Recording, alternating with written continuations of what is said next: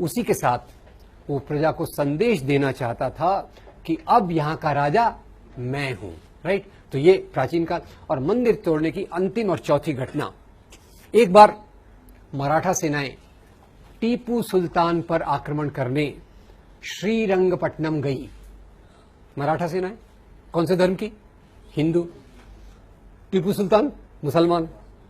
अब ये सेनाएं गई, दोनों में लड़ाई हुई और ये लड़ाई बिना हार जीत के फैसले के समाप्त हो गई। ये बिना हार जीत के फैसले के समाप्त होने को क्रिकेट में क्या कहते हैं? टाई होना या ड्रॉ होना। लड़ाई ड्रॉ हो गई। मराठा सेनाएं वापस आ रही, बड़ी गुस्से में है कि हम आए तो थे टीपू सुल्तान को हराने, टीपू सुल्तान को हम हरा नहीं पाए। तो आते आते उन्होंने टीपू सुल्तान के राज्य का श्रीरंगपट्टनम का मंदिर तोड़ दिया। टीपू सुल्तान ने उसकी मरम्मत कराई। मैं बड़ा परेशान हूं। मराठा सेनाओं ने हिंदू मंदिर क्यों तोड़ा? हिंदू धर्म का अपमान करने के लिए या टीपू सुल्तान का अपमान करने के लिए? टीपू सुल्तान का। और टीपू सुल्तान ने मंदिर की रिपेयर क्यों कराई? हिंदू धर्म का उठाने के लिए या प्रजा की भावनाओं का आदर करने के लिए? एक तरफ हिंदू राजा, एक तरफ मुसलमान राजा, दोनों आपस में लड़ते रहते थे, ऐसा हमको एक चित्रण किया जाता है। और इसीलिए अभी आजकल आपके शहर में, जिन लोगों का भी दिल्ली शहर है, अपनी राजधानी में एक और रोड का नाम बदलने की कोशिश हो रही है। कौन सा है वो? अकबर। बोले अकबर मुस्लिम और हमारे महाराणा प्रताप हिंदू, बहुत बहादुर। तो उस बहादुर अपने राजा का नाम वहां देना चाहिए। अकबर अपना नहीं है, वो तो विदेशी है। अब ये देशी विदेशी की परिभाषा क्या होती है क्या नहीं, अपन देखेंगे। तो यहां अपन चलते हैं, एक तरफ अकबर है, एक तरफ राणा प्रताप। और अकबर और राणा प्रताप की लड़ाई हुई थी हल्दी घाटी के मैदान में। एक तरफ किसकी फौज है? अकबर की। एक तरफ राणा प्रताप की। आप देखेंगे, आप हैरान हो जाएंगे, अकबर की फौज में अकबर खुद नहीं है। अकबर के बदले कौन है? राजा मान सिंह। हेलो, अकबर के बदले कौन है? राजा मान सिंह। और राजा मान सिंह के असिस्टेंट जनरल जो हैं, वो बड़े प्यारे व्यक्ति हैं कि उनके नाम पे बहुत अच्छी 2 हिंदी फिल्में बनी हुई हैं, शहजादा सलीम, मुगले आजम और अनारकली। राजा मान सिंह कौन थे? अकबर के प्रधान सेनापति। सेनापति नहीं, हेलो, सेनापति नहीं, प्रधान सेनापति। और शहजादा सलीम उनके असिस्टेंट। ये अकबर की फौज हो गई। और राणा प्रताप की फौज में उनके जो सबसे बड़े विश्वस्त थे, उनका नाम था हकीम खान सूर। दोनों तरफ हिंदू, दोनों तरफ हिंदू, दोनों तरफ मुसलमान। तो ये हिंदू मुसलमान की लड़ाई है या 2 राजाओं की लड़ाई है? ये लड़ाई धर्म के लिए है कि सत्ता के लिए? तो जरा अपने प्रधानमंत्री जी को बता दीजिएगा, वो ऐसी उल्टी सीधी क्या फिलॉसफी चल रही, इतनी सरल चीजें हैं और ये लोग समझने से इनकार कर रहे हैं। और यही प्रधानमंत्री जी का नाम आया तो थोड़ा और बता दूं, बुरा मत मानिएगा, उनको बताना मत मेरे बारे में। खैर, अपने प्रधानमंत्री जी आए बंबई, हमारे चुनाव के लिए वोट लेने थे। तो आपको पता है हमारे महाराष्ट्र बंबई में एक राजा बहुत पॉपुलर है। हमारे एयरपोर्ट का नाम, रेलवे स्टेशन का नाम, हमारे बड़े पार्क का नाम शिवाजी। यहां तक कि हमारा वड़ा पाव जो है ना, उसको भी हमने नाम शिव वड़ा पाव कर दिया, तब से वो ज्यादा स्वादिष्ट हो गया। आगे आपको खिलाऊंगा कभी। क्या ये, खैर, उनको वोट लेने थे तो बोले शिवाजी महाराज इतने महान थे कि उन्होंने औरंगजेब का खजाना लूटने के लिए सूरत पर आक्रमण किया। मैं हैरान हो गया। मैं फिर से हिस्ट्री बुक मैंने देखा, औरंगजेब का खजाना दिल्ली में था कि सूरत में था? दिल्ली में था। अब शिवाजी महाराज जो हमारे थे, उनकी फौज एक बार सूरत पे आक्रमण करने जा रही थी। तो आपको मैंने बताया क्यों, इसकी बात क्यों कर रहा हूं, क्योंकि प्रधानमंत्री जी उसको उल्टा बता रहे। तो जब ये फौज सूरत पे आक्रमण करने जा रही थी तो शिवाजी महाराज ने अपनी फौज को 3 इंस्ट्रक्शंस, निर्देश दिए। ये इंस्ट्रक्शंस क्या थे? पहला इंस्ट्रक्शन था, देखो भाई, आप जा रहे हो, रास्ते में हजरत बाबा की दरगाह है। हजरत बाबा की दरगाह को कोई नुकसान नहीं पहुंचना चाहिए। उसके उलट मेरी ओर से हजरत बाबा को ये भेंट, गिफ्ट दे देना। नंबर 2, इसी सूरत में फादर एम्ब्रोस पिंटो का एक आश्रम है। फादर एम्ब्रोस पिंटो के आश्रम को कोई नुकसान नहीं होना चाहिए।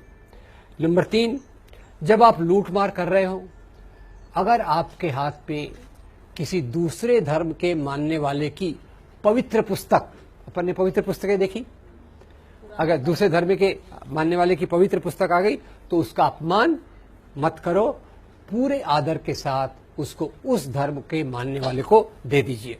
तो ये हमारे शिवाजी महाराज, और यही शिवाजी महाराज जिनको आज हिंदू धर्म के नाम पे उछाला जाता है। आपको बता दूं, शिवाजी महाराज की फौज में 12 सेनापति थे जो मुसलमान थे। और तो और एक बार वो शिवाजी महाराज की एक कहानी से पूरा क्लियर हो जाएगा कि उनकी क्या राय थी और ये हिंदू मुसलमान का क्या चक्कर है। एक बार शिवाजी घोड़े पे बैठ के जा रहे थे, उनके जासूस ने देखा कि उनकी कमर में तलवार नहीं है। तो जासूस, उनका जो बॉडीगार्ड था, बड़ा डिस्टर्ब हो गया। उसने कहा, महाराज आप कहां जा रहे? तो शिवाजी ने कहा, मैं अफजल खान को मिलने जा रहा हूं। बोले, अच्छा आप अफजल खान को मिलने जा रहे, तो ये बताइए आपकी तलवार कहां है?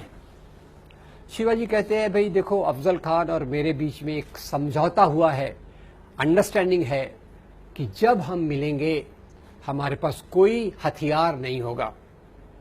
तो जासूस और डिस्टर्ब हो गया। उसने बोला, महाराज जरा नीचे उतरिए। शिवाजी नीचे उतरे तो जासूस बड़े अजीब सवाल पूछता है उनसे, अजीब पर उसका एक मतलब रहता है। तो जासूस बोलता है, महाराज ये बताइए आपकी हाइट कितनी है? शिवाजी हैरान हो गए, ये कोई मेरा रिक्रूटमेंट कर रहा है क्या, मेरे को कोई नौकरी पे ले रहा है क्या? फिर भी खैर बॉडीगार्ड था तो उसको जवाब देना पड़ा। बोले, मेरी हाइट होगी कुछ 5 फुट 6 इंच। बोले, आपकी हाइट 5 फुट 6 इंच है। अफजल खान की हाइट क्या है? अरे अफजल खान तो बोले पठान है, 6 फुट से भी लंबा है। फिर बोले, आपका बॉडी साइज क्या है? आजकल तो बॉडी साइज बताना बड़ा इजी है ना, शर्ट की साइज से small, medium, large, extra large. अब शिवाजी उस समय तो और रेडीमेड शर्ट्स होते नहीं थे, तो शिवाजी ने कहा होगा मेरा साइज मीडियम टू लार्ज है। बोले, अफजल खान का साइज क्या है? बोले, अफजल खान का साइज तो एक्स्ट्रा एक्स्ट्रा एक्स्ट्रा लार्ज होगा। तो बोले, महाराज जब आपको वो मिलेगा बिना हथियार के तो आपका वो गला दबा के आपका मर्डर कर सकता है कि नहीं? शिवाजी ने कहा, यह बात तो सही है। तो बोले, महाराज भोले मत बनो, ये गुप्त हथियार पहचाना आप? वाघ नख, आयरन क्लॉज, ये गुप्त हथियार साथ में लेके जाइए। शिवाजी महाराज ने अंगूठियों के नीचे वाघ नख को छुपा लिया। और ये जासूस का नाम जरा मैं पूछना चाहता हूं आपसे। ये शिवाजी महाराज, उनके जासूस का नाम था रुस्तमे जमान। शिवाजी महाराज के 18 बॉडीगार्ड थे, उसमें से 12 बॉडीगार्ड मुसलमान थे। शिवाजी महाराज घोड़े पे बैठे जा रहे थे। जब जा रहे थे, गए अफजल खान के तंबू के पास पहुंचे। जैसे ही तंबू के पास पहुंचे, अफजल खान ने उनको देखा, जोर से जंप लगा के बाहर आया और जोर से चिल्लाया, शिवा शिवा, और आके सीधा उनके गले पे हाथ रख दिया। शिवाजी महाराज तैयार, वाघ नख निकाला, अफजल खान के पेट में डाल दिया। जैसे वाघ नख अंदर गया, अफजल खान गिर गया, मरने पे आ गया। और अफजल खान की तरफ से उनके सचिव, सेक्रेटरी आए, उन्होंने तलवार निकाली और शिवाजी को मारने की कोशिश की। और वो सेक्रेटरी का नाम भी बड़ा इंटरेस्टिंग है। सेक्रेटरी का नाम है कृष्णाजी भास्कर कुलकर्णी। कृष्णाजी भास्कर कुलकर्णी किसके साथ है? अफजल खान के साथ है। रुस्तम जमान किसके साथ है? शिवाजी के साथ है। तो ये हिंदू मुसलमान का राजा है कि सवाल है कि दो राजाओं का सवाल है? एक सवाल आपको पूछता हूं, अकबर के महल के अंदर एक मंदिर है, राइट रॉन्ग? किसका मंदिर है वो? और जब कृष्ण जन्माष्टमी मनाई जाती है, अकबर उसको बायकॉट करते हैं या उसमें हिस्सा लेते हैं? हिस्सा लेते हैं। अभी हमारे बीच में अभी अकबर रोड का नाम बदलने वाला है, तो उसके पहले आप जरा देख लीजिए अकबर क्या थे। खैर, ये एक बात हो गई। पहले मैं आपसे सवाल पूछता हूं, ये महाराणा प्रताप जी को भारत की कल्पना रही होगी? जैसे अमित शाह बोलते हैं ना, कच्छ से कामरूप, श्रीनगर से कन्याकुमारी, ऐसा राणा प्रताप भी सोचते होंगे क्या? मेरे राज्य को इतना बढ़ाना है कि कच्छ से कामरूप और कश्मीर से कन्याकुमारी तक जाऊं। यानी भारत की कल्पना उस समय ऐसी थी क्या? महाराणा प्रताप पूरी ऐसे देश की कल्पना ही नहीं थी, देश ऐसा बना भी नहीं था। तो महाराणा प्रताप तो सोचते थे अपने मेवाड़ के बारे में। अकबर के बारे में, तो ये एक सीरियल की बात हो गई। भारत का वीर पुत्र महाराणा प्रताप, वो मैंने आपको बताया।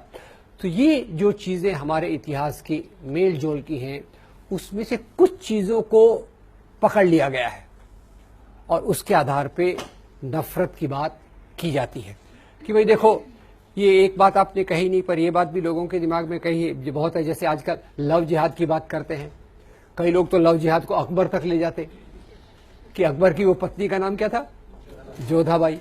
अब उस समय राजघरानों में शादियां तो करवाई जाती थी, पर शादियां करवाने का मतलब कोई ये नहीं था। शादियां करवाने का मतलब था अपने राज्य का विस्तार करना, राज्य की सीमाओं को बढ़ाना, ये उसके साथ एक प्रकार की चीज चलती रहती थी।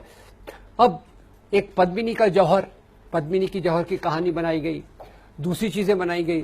तो मुख्य तौर से देखिए कि इतिहास में इस प्रकार से धर्म के आधार पे विभाजन नहीं था कि एक तरफ हिंदू लोग खड़े हैं, एक तरफ मुसलमान खड़े हैं। ईसाई तो वैसे भी बहुत संख्या में कम थे, ईसाई तो एक अलग प्रकार से विकसित हुए, वो भी हम देखेंगे। तो उस इतिहास को हिंदू वर्सेस मुस्लिम ये बता के जो विकसित करने की प्रोसेस की गई है, उससे दो प्रॉब्लम हो गए हैं। एक तो इतिहास की असली सच्चाई हमारे सामने से छुप जाती है। इतिहास में जो जमींदारी सिस्टम था, जो किसानों की गरीबी थी, जो आदिवासियों की गरीबी थी, जो महिलाओं की तकलीफें थी, ये चीजें इतिहास में छुप जाती हैं। वास्तव में देखा जाए तो इतिहास को एक अलग तौर से देखने की जरूरत है, जहां मानव समाज विकास में एक दूसरे के साथ चलता रहता है। तो ऐसी कुछ चीजों को पकड़ लिया गया। Rana Pratap very great, Aurangzeb very bad. अब खैर राजा राजा होते हैं, औरंगजेब जैसा भी होता है, अकबर जैसा भी होता है। अकबर अलग प्रकार से राज्य करता था। अकबर तो यहां तक था कि अकबर ने सभी धर्मों के लोगों को बुला के कॉन्फ्रेंस की। आज हम इंटरफेथ डायलॉग की बात करते हैं। इंटरफेथ डायलॉग का एक वर्णन अकबर के जीवन से मिलता है। जिसको लगता है धर्म अलग है, पर एक इंसानियत को उसमें से खोजने की जरूरत है। और अभी मैं एक लेख पढ़ रहा था, फ्रंटलाइन में अभी अभी आया है, कि मुगल दरबार में संस्कृत का उपयोग, अब संस्कृत जिसको यहाँ की एक बहुत देव भाषा माना जाता है, वो संस्कृत का कितना उपयोग किया गया था, तो आप जान के हैरान होंगे कि यहाँ संस्कृत की जो हमारे संस्कृत में वेद उपनिषद, उनका सबसे पहला अनुवाद जिसने करवाया उसका नाम था दारा शिकोह। दारा शिकोह ने कुछ हिंदू धर्म ग्रंथों को लिया, उसका संस्कृत से पर्शियन में ट्रांसलेशन करवाया, और ये चीजें बड़ी आदर के साथ इस समाज में देखी जाती थी। खैर, तो यहाँ मैं 2-3 मिनट के लिए आपको वक्त देता हूँ। अगले विषय पे हम आएंगे, धर्मांतरण के मामले में। ये जो हमने अभी बातें देखी मुख्य रूप से इतिहास की, हिंदू राजा वर्सेस मुस्लिम राजा, मंदिरों का तोड़ा जाना, मंदिरों के तोड़े जाने के पीछे एक कारण यहां रह गया, वो जो मैं इसको अभी लाना चाहता हूं, और वो कारण ज्यादातर आता है महमूद गजनवी के साथ जुड़कर।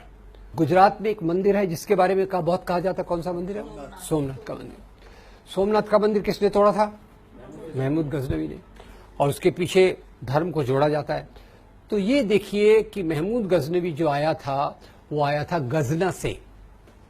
जैसे अपने यहाँ नाम देते हैं ना, नाम जैसे हसरत जयपुरी, कहां से है वो? नीरज पुणेकर कहां से है? और महमूद गजनवी कहां के होंगे? गजना से। गजना कहां है? अफगानिस्तान से।